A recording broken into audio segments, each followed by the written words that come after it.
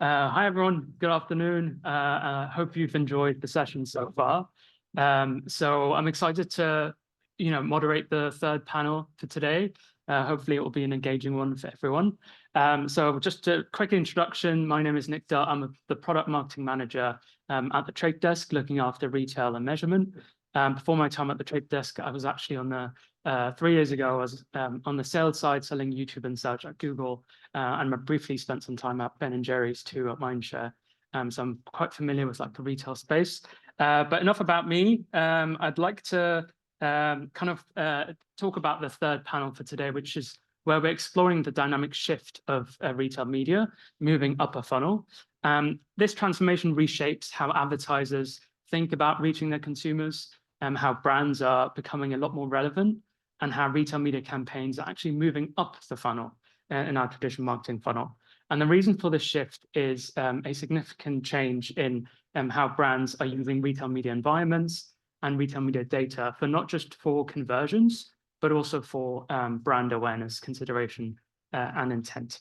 So before we dive in and explore those 3 key questions, I'd like to introduce you to our fantastic panelists. Each of them will get an opportunity to introduce themselves. So I can start off on my left. My name is Maurits Priem, and I work on the topic of monetization within Ahold Delhaize, which is mainly grocery, but also beautiful local brands like bol.com. Hello, everyone. I will restrain myself from breaking into an 80s classic. Also have it. I'm Fraser. I work at Amazon. I lead the ad tech sales team. My team specialize on the Amazon DSP, Amazon Marketing Cloud, and also partnerships with our AWS colleagues. My remit covers the EU and APAC. Hello, everyone. Hi, can you hear me? Yes. I'm Laura Valdea. I'm Global Digital Commerce Partner at Wavemaker and Group M. I've been in media for nearly 20 years, so I started in traditional media. And 6 years ago, I made a switch to digital commerce, to e-commerce. Retail media had not been coined by then. I was working for Unilever, actually, doing digital commerce or e-commerce guidelines, budgeting guidelines, a lifetime ago. But at that point, I realized how disruptive digital commerce was going to be. So I never look back. So today, I drive digital commerce transformation projects and retail media agenda forward for our clients, particularly in FMCG vertical. Now it's me. Good afternoon, everyone. My name is Gonzalo de la Mata. I'm the global commerce lead at Zenith Worldwide, part of Publicis. I'm responsible for the commerce proposition within the agency. So my role is to align and develop the group commerce propositions around consultancy, retail media, that we do a lot, and online marketplaces. Thank you so much. Thanks for a lovely introduction. So I'd like to kick off our first question with our first question. So can you share your take on what retail media is and any key trends that you're seeing in the industry? I guess, Gonzalo, we can start with you and work out with that. So first trend, show how much reality, but one of the trends that I see echo Daniel's talk before is around the offsite programmatic. So for sure, we have all the trends in the US projecting, offsite programmatic around growing this year around 30% from 7, to $20 billion. And of course, it's a growth that's going to be driven by a streaming service, digital publisher content, etc. And one of the benefits that offsite programmatics brings to the ecosystem is not only the broader reach, the capability for more upper funnel branding, but also the fact that we're going to bring in more talent to the landscape. I think retail media has been a space that's been dominated almost before for trade people, paid search, sponsored products, and now the fact that we are seeing programmatic people becoming retail media specialists, I think is going to be very important, for the landscape. So from my perspective, so I work with advertisers, with large advertisers in FMCG. So from my perspective, one of the trends that I'm seeing is that integration of retail media conversations into a broader media strategy, well, to truly optimize customer experience throughout the journey, throughout the purchase journey, and, you know, as opposed to just tactical activation disconnected from the broader media strategy and agenda. It's a good question, actually. You're just making me feel very old. I've worked in retail for about 32 years. Oh my God. I've been at Amazon for 11. I started off in the retail side of the business for the first couple of years, and I moved to the ads team. And so I've been lucky to kind of see how retail media has evolved and developed. And interestingly, the two panels earlier have kind of touched on this, but I think I would personify retail media as, you know, the way that a retailer utilizes their audiences, insights, and inventory to help brands to find the right people at the right time. And also, you know, when they're looking obviously for the things they know they need, but also for the things they may not know they need, a little bit like Jason with his steak a few years ago. Sorry, thought I'd link that. So I think, and it's quite exciting just to see how that's evolved and how that's rapidly accelerating. And I think one of the things we'll touch on in a little bit is how old school retail media, which is very much about conversion and maybe a bit of consideration, is evolving more and more to become upper funnel and full funnel, underpinned by very intricate measurement solutions. It's a long-winded answer, sorry. Thank you, that was great. I won't give you a long answer, but I try to be a bit complete, as in growth. That's what we're going to see, 25% CAGR, consolidation. Winners will take all. Professionalization, including the talent that you just mentioned. Standardization, we talked about that quite a lot. We'll see more upper funnel. We'll see way more AI taking over in different areas. And well, I could go on for a while, but I think that's some of the most important trends that we will see. Then on top, but we'll talk about that a little bit later, is non-endemic, offsite. But we'll touch upon that. Yeah, sounds good. Those are some great themes overall. So advertisers using retail media to reach consumers much earlier in the purchase journey is also kind of another trend that we've seen in the past, even before consumers know that they want that particular product. Can you share any great examples of marketing campaigns that you've seen recently or you've worked with on the agency side? I guess, Fraser, if we can start with you, maybe.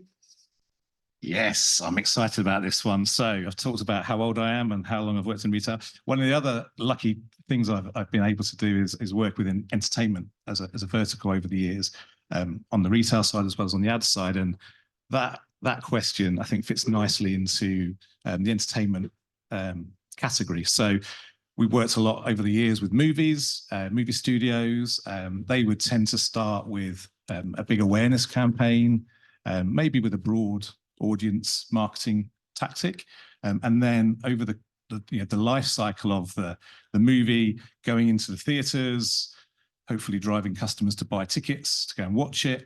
They'd then remarket to the customers that engage with the ads, maybe build out lookalike audiences to then move them down the funnel when the video came out, the DVD or the Blu-ray came out. That's changed recently because you see a lot of movies coming out and then it's available digitally. So it's had to, the movie studios had to rethink their approach, but the same rules still apply. They'll use awareness campaigns, video. Someone's talked about online video. We're lucky enough to have access to our first party inventory and Prime Video, IMDb, Twitch, etc. Other retail media owners have access to their own 1P inventory that they will leverage. But the art is starting with the awareness play with a high impact and then utilizing the signals they see from how the audiences engage with those ads to then remarket to them more effectively and move them through to purchase. Thanks for that. Help? Yeah. I wanted to talk briefly about two examples. So touching upon what Daniel was mentioning earlier, integrations of retailer with different off-site publishers like social media, connected TV, streaming TV, and so on. That is happening probably not at the same extent as in the US, but it's happening in Europe as well. So one of our clients, Danone, actually activated Sainsbury's and Tesco audiences on Meta, so Facebook and Instagram, and on YouTube with significant uplift in results. So that's one example. The other example I wanted to talk about is actually using highlighting the importance of measuring and demonstrating upper funnel success. So we are all talking about going back 5, 6, 8 years, maybe for people who've been in the industry long enough. There was a conversation about brand and demand. What is driving brand? What is driving demand? What's my percentage investment in brand and demand by vertical? And there were 2 guys from the UK, Les Binet, who came up with this theory for FMCG companies. It should be 60-40. So I would like to use that as a segue into how we're measuring actually today upper funnel, mid funnel, lower funnel. So we're talking about touch points, and there is no one touch point, in my opinion, that is more important than others, because we do media to sell now and in the future. In the future through brand build and the corresponding KPIs that have been discussed largely today, sales lift, brand awareness, and so on, consideration and purchase, which is the bottom funnel activation. So we're talking about path to purchase. What touch points have customers been exposed to before completing a purchase? And we've done analysis using clean rooms, so you can do this, perform advanced analytics using clean rooms. And one of them is obviously the most advanced one that we're using and easy to use is Amazon Marketing Cloud. And for one of our clients in France, we've found out that activating upper funnel tactics and touch points is actually driving, it's critical to driving improved outcomes when the brand communication was about a major product innovation. So being able to measure the path to purchase and understanding how to flex investment between brand and demand is actually one of the key development drivers in the next 12 months, what I see. So it's really exciting to be able to, and I've heard the conversation earlier, and I really love that conversation, Marielle and Maria, about we are years behind the US, 3 years, but I'm hoping that this is the North Star that is guiding our, strategy and discussion. So we know where we're going. So that is important. I know you've had years of struggle trying to set up the retail media operations, and it's absolutely fantastic to see the progress. Even if it took 6 years, it's fine. I mean, we are moving into the right direction, and that is what is critical. Thank you for that. Gonzalo, is there anything you would like to add to that as well? Using, I guess, this Amazon example as an example, this Amazon use case as an example, what can kind of other retailers do to help brands activate more of these type of campaigns? Yeah, it's a couple of things. Just an example from the Digital Hub in London that we run, the global campaigns. We have also the opportunity to work in markets like the US. So we are running around, the offsite activity with Walmart, also leveraging Trade Desk, for contextual targeting. And I think is with keyword and relevant content, I think is a very interesting thing. So that's where we've seen good results. Also we see that Walmart is trying also to catch up, with Amazon is doing that. But also what's Maria's point before, also within the European landscape, also we need to change sometimes the mindset that, Amazon is the reference, because the capabilities that we have with MC is tremendous. So it's amazing, they just only have the ability to get access to this data. But when it comes to other retailers, especially outside of the UK, we need to set up the expectations when it comes, with working with our clients as well. So yeah, that's my take. Thank you for that. That's really interesting. Maurice, is there anything you'd like to add to that? Or... That's okay. Yeah, okay.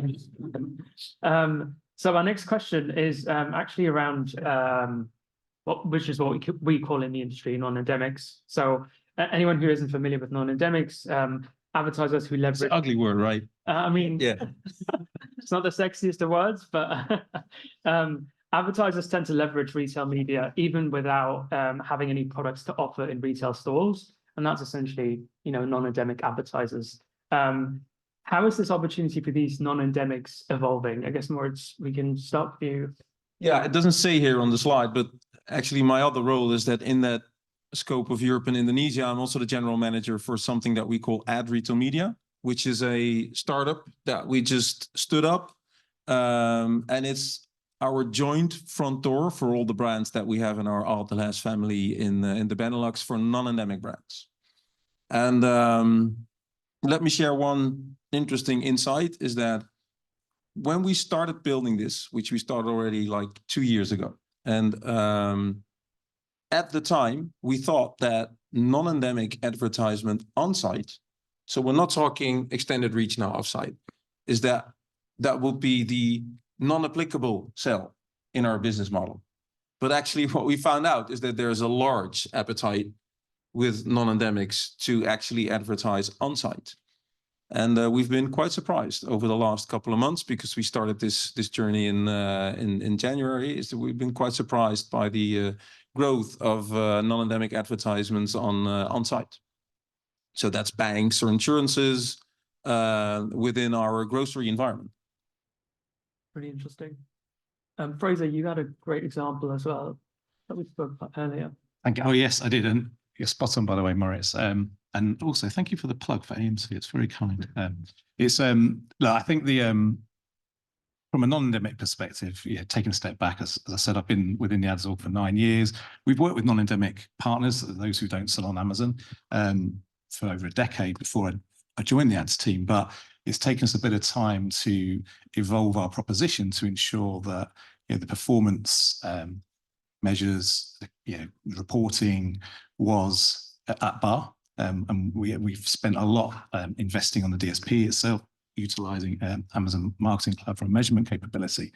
And I do think there's a huge opportunity for retailers to work with non-endemic brands. And we've seen this. And over the last year, we've evolved our proposition to ensure that when we're working with the non-endemic advertisers via agencies most often, the first key thing really is understanding the KPIs. And we talked about it, and you might laugh about it, but sometimes if you haven't had the conversation and really understood what the KPIs are, you're not going to measure it effectively enough.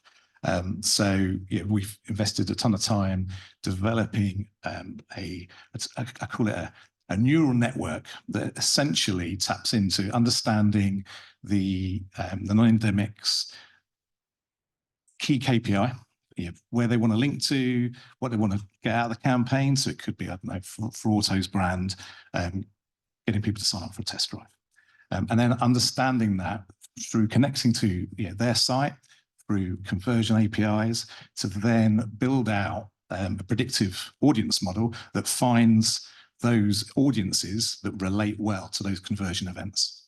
And that has supercharged our, I'd say, performance proposition from a non-endemic perspective. And then dovetailing that and I guess running hand in hand awareness campaigns that complement the lower funnel performance elements of non-endemics. So that's been a big step change for us in the last couple of years, without a doubt. And I think it's a big opportunity for everyone. Moritz has talked about it as well. So good show.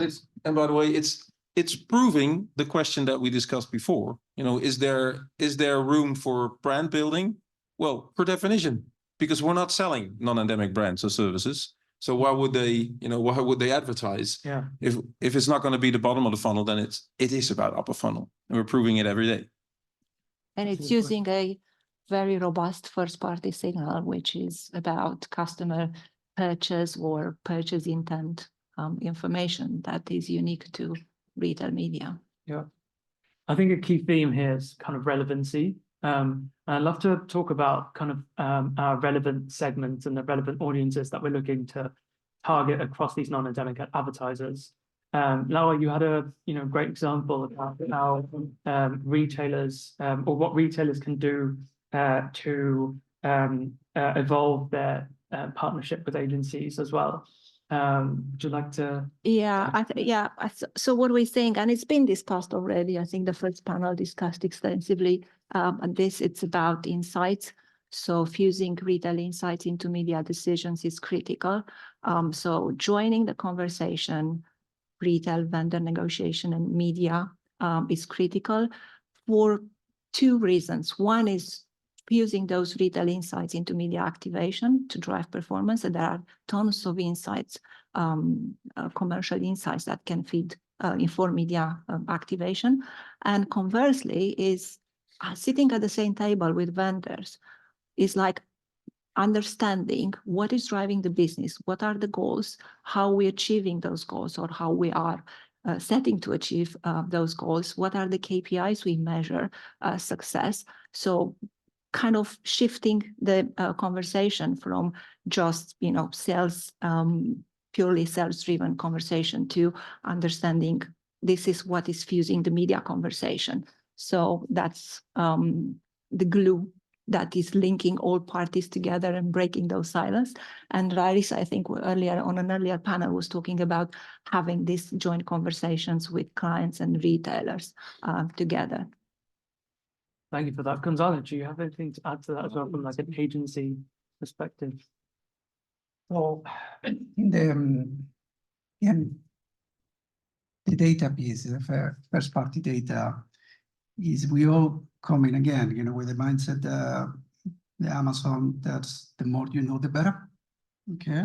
So, and I think it's a good thing, so one of the things that we're expecting within the European landscape is a certain level of maturity within the retailer standpoint, in the way they offer their first party data and the way they are commercialized, at a more mature level, because at the moment, sometimes you don't know how much you can ask or how much they're going to charge you for that as well. So it's kind of like one of the things that, we're expecting for this year. Thank you. I think we've got around 4 or 5 minutes left. So we'll move on to our last question for the day. And as this is the last panel, I would like our panelists to maybe summarize the next 12 months in their own words of retail media.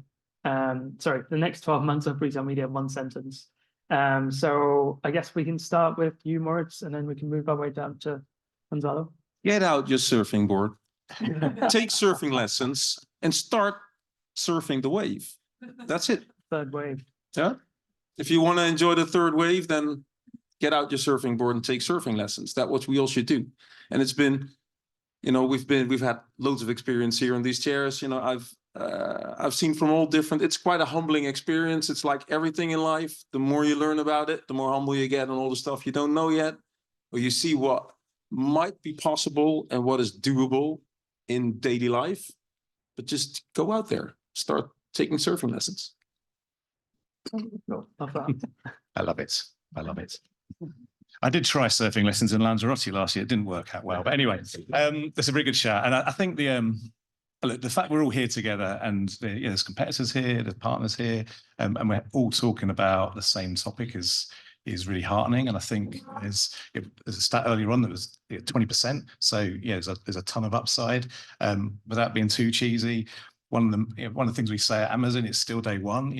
We still ensure that we're forever pushing ourselves to improve our proposition for our customers. Marielle touched on something very, very important, and that's about privacy. So I would say for me, particularly with retail media in mind, the next 12 to 24 months is going to be a really important time, and it's going to be privacy safe, audience first approaches, underpinned by measurement solutions such as clean rooms. So I'm very excited about that.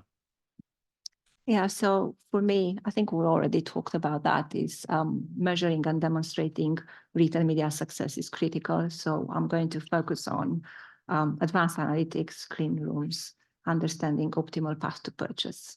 At least that's for me. Okay, something different, maybe more placements for the retailers. So they need to, I think this year they need to embrace, retail media reality, so offer more placements, more options for us. Cool. Thank you so much. I think for me, if I was to summarize it in a sentence as well, I think it's, taking all of those insights back into our planning teams and giving those retail media insights back to them for kind of planning purposes. right at the start of a campaign before it even goes live. I think that's one thing that our customers have done really well on our platform, utilizing that shopper data from our retailers in EMEA. Cool, that's all we have time for this panel. Thank you guys so much, and thank you to our panelists.